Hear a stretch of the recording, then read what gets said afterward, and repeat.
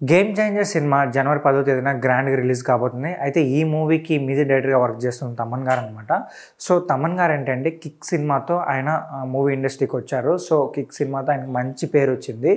ఆ తర్వాత చాలా అంటే చాలా తక్కువ కాలంలోనే 50 సినిమాలు పూర్తి చేసుకున్నారనమాట. సో, అదొక రికార్డ్. అంటే తక్కువ టైంలోనే 50 సినిమాస్‌కి మ్యూజిక్ డైరెక్టర్ వర్క్ చేయడం అనేది అప్పట్లో చాలా అంటే చాలా గ్రేట్ అని చెప్పాలి. అయితే ఆ తర్వాత కొద్దిగా ఆయన డల్ అయ్యారు. సో, కొద్ది రోజులు గ్యాప్ కూడా తీసుకున్నారనమాట.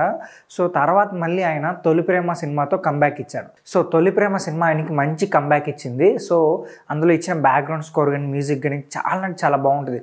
ఎలా అంటే ఒక ఫ్రెష్ మళ్ళీ ఒక డిఫరెంట్ తమన్ గారు చూసినట్టు కనిపిస్తారనమాట. Fresh music and fresh background score ఉంటుంది దాంట్లో. సో, ఆ తర్వాత మళ్ళీ ఆయన వరుసగా సినిమాలు చేయడం, మంచి హిట్లు అందుకోవడం కూడా జరిగింది.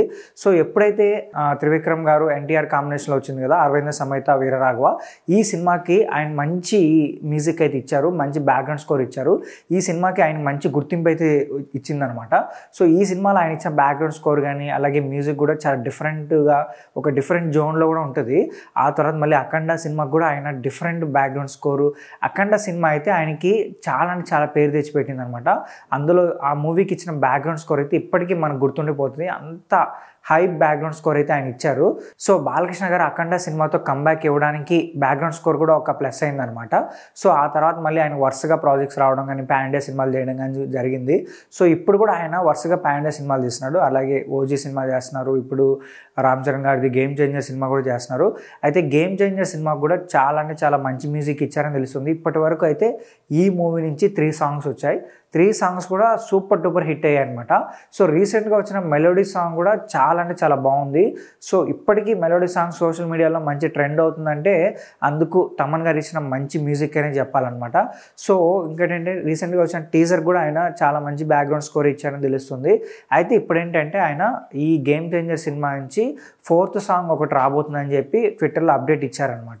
So, dope song. ఈ సాంగ్ కూడా చాలా అంటే చాలా బాగుంటుందని చెప్తున్నారు. ఆయన ఏం చెప్తున్నారంటే ఈ సాంగ్ గురించి ఖచ్చితంగా ప్రపంచం అంతా మాట్లాడుకుంటుంది. అంత డిఫరెంట్ స్టైల్ ఆఫ్ మేకింగ్, అంత డిఫరెంట్ స్టైల్ ఆఫ్ మ్యూజిక్ ఉంటుంది అని చెప్పి తమన్ గారు అయితే చెప్తున్నారనమాట. సో, ఇంకో విషయం ఏంటంటే ఈ సాంగ్ ఇంగ్లీష్ వర్షన్లో ఉండబోతుందని కూడా తెలుస్తుంది. దీని గురించి ఎప్పుడో చెప్పారు ఆయన. ఈ సాంగ్ ఇంగ్లీష్ వర్షన్లో ఉంటుందని. అయితే ఓన్లీ ఇంగ్లీష్ వర్షన్లో ఉంటుందా లేదంటే తెలుగు వర్షన్లో ఉంటుందా అనే విషయం గురించి అయితే క్లారిటీ రాలేదు. అలానే ఏంటంటే ఈ సాంగ్ అయితే త్వరలో రిలీజ్ చేయబోతుందని తెలుస్తుంది. సో, డిసెంబర్ 21వ తేదీన ఈ మూవీకి సంబంధించిన ప్రీ రిలీజ్ ఈవెంట్ ఒకటి జరగబోతుంది. యూఎస్లో ఆ ప్రీ రిలీజ్ ఈవెంట్ చేయబోతున్నారు. గ్రాండ్‌గా చేయబోతున్నారు. సో, మేబీ ఆ ఈవెంట్లో ఏమైనా సాంగ్ రిలీజ్ చేయబోతున్నారా లేదా ఆ ఈవెంట్ కంటే ముందే సాంగ్ రిలీజ్ చేస్తారనే విషయం గురించి అయితే క్లారిటీ లేదనమాట. సో, అలానే ఈ నెల లాస్ట్‌లో ట్రైలర్‌కి సంబంధించిన అప్డేట్ కానీ లేదంటే ట్రైలర్‌ని రిలీజ్ చేస్తారని కూడా తెలుస్తుంది. చూద్దాం మరి. అయితే ఈ మూవీ పైన మీకున్న ఎక్స్‌పెక్టేషన్స్ గురించి కింద కామెంట్ చేయండి. అలాగే ఈ వీడియో మీకు నచ్చితే మా ఛానల్ సబ్స్క్రైబ్ చేసుకోండి. ఇలాంటి మోర్ ఇంట్రెస్ట్ వీడియోస్తో మీ ముందుకు వచ్చేస్తాం.